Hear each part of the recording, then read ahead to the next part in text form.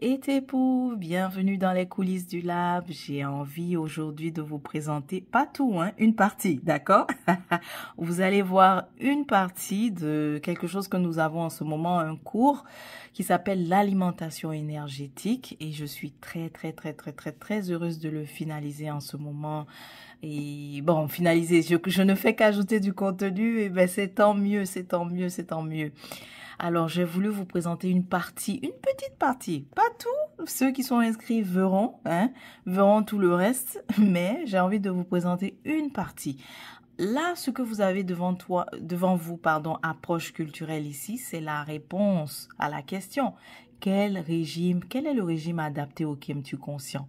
Ma réponse est que nous devons plutôt opter pour une approche culturelle. Nous devons manger en fait culturel, mais nous devons manger en fait sain, naturel et culturel. Voilà. Certains diraient en fait nous devons manger ethnique, mais moi j'utilise le mot, je remplace en fait carrément le mot ethnique pour culturel. Je préfère culturel à ethnique. Donc nous devons manger sain, naturel et culturel, pour ne pas dire ethnique. Ok.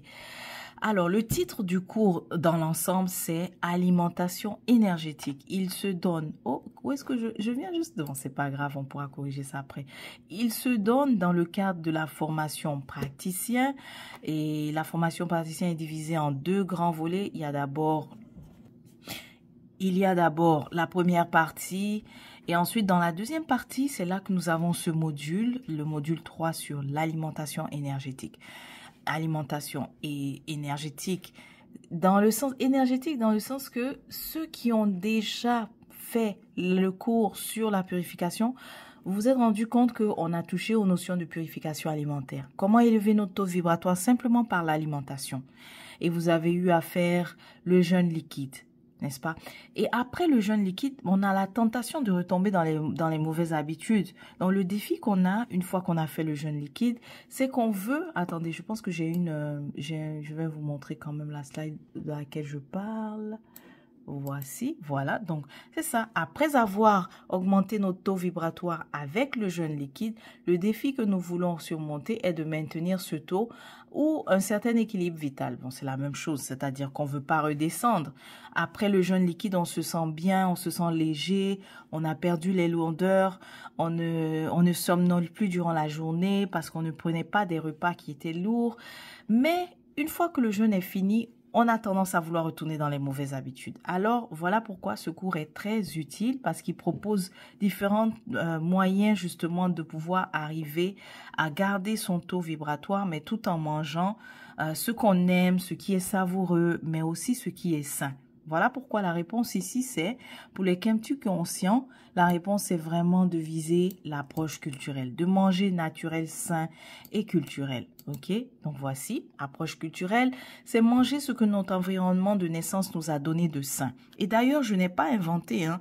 Je pense bien que c'est en écoutant aussi les différents spécialistes que j'ai eu à entendre justement cette phrase une fois et ça a vraiment résonné pour moi. Voilà.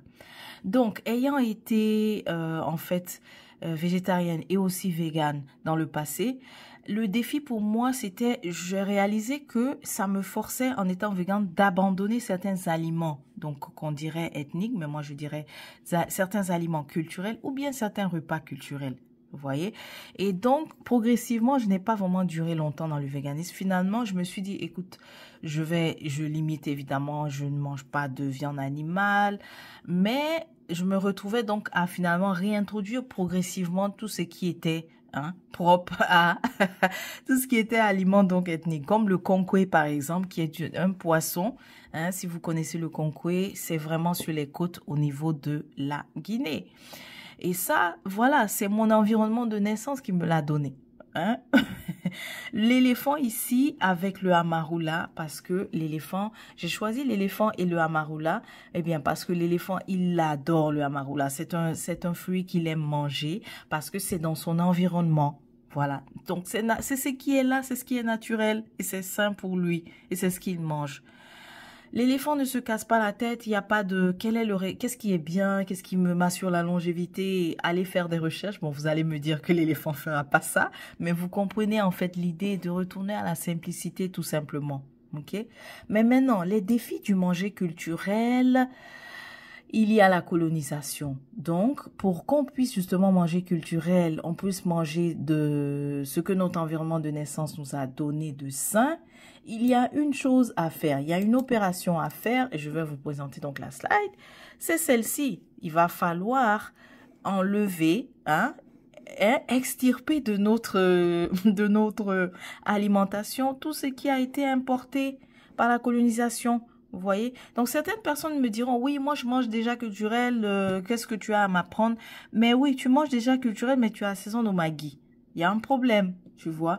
Tu manges déjà culturel, mais tu as le fameux macaroni, en fait, que tu te dis que c'est traditionnel, que c'est une recette traditionnelle, ça ne l'est pas. Et donc, tu as le fameux macaroni accompagné de pain. Donc, assez lourd, n'est-ce pas, en farine, en carbohydrates, c'est-à-dire en glucides, quoi. Donc, ce n'est pas, donc ça, tout ce qu'on a ici, c'est ce que la colonisation a amené. Donc, nous avons donc, si nous voulons rester dans le manger culturel, nous avons cette démarche d'ailleurs à faire, cette démarche importante à faire. Enlever tout ce qui est importé et évidemment de malsain pour notre santé, qui n'est pas sain, qui est évidemment transformé. Ok, donc ça c'est très important. Et puis par la suite, différentes méthodes s'offrent à nous pour le manger justement culturel. Et donc dans ces méthodes-là, il y a les combinaisons alimentaires. Il y a aussi combiner les élémentaux. J'adore. Mais je ne vais pas vous parler de combiner les élémentaux aujourd'hui. Ceux qui sont inscrits au cours, vous allez savoir ce que c'est. D'accord? Donc dans la combinaison des élémentaux, je parle ici du régime donc ITAL. Si vous n'avez pas entendu parler du ITAL, ben c'est vraiment le fait c'est le mouvement manger à base de plantes, vous voyez. Donc ITAL était déjà là avant même qu'on parle de vegan en fait, avant que vegan ne soit à la mode, avant que le mot vegan ne soit à la mode, ITAL était déjà là parce que les Rastafari ont beaucoup fait la promotion de ce régime et d'ailleurs ils mangent majoritairement en fait ITAL, n'est-ce pas? Et le ITAL est un des, j'aime pas l'appeler même régime, on va dire, bon, on va dire régime. Je dirais plutôt le manger ITAL. Voilà, le manger ITAL offre d'excellentes combinaisons alimentaires.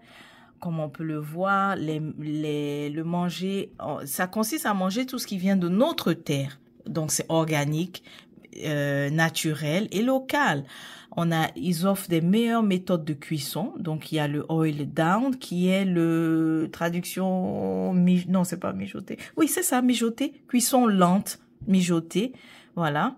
Et ils vont aussi avoir des fruits qu'on va cueillir et qu'on va préparer, tout simplement. Donc, nous parlions en fait déjà du manger à base de plantes à travers les Rastafari ou même en regardant aussi dans tout ce que nous mangeons au niveau traditionnel. Dans le passé, effectivement, c'était très riche en feuilles, très riche en légumes, très riche en légumes, en feuilles et puis par la suite légèrement au niveau de la viande. Bon, j'ai envie de m'arrêter parce que je pense que je commence à vous en dire un peu plus. On va s'arrêter là. Et merci alors d'être rentré dans les coulisses. Attendez, voilà, alimentation énergétique, vous voyez, on a de merveilleux,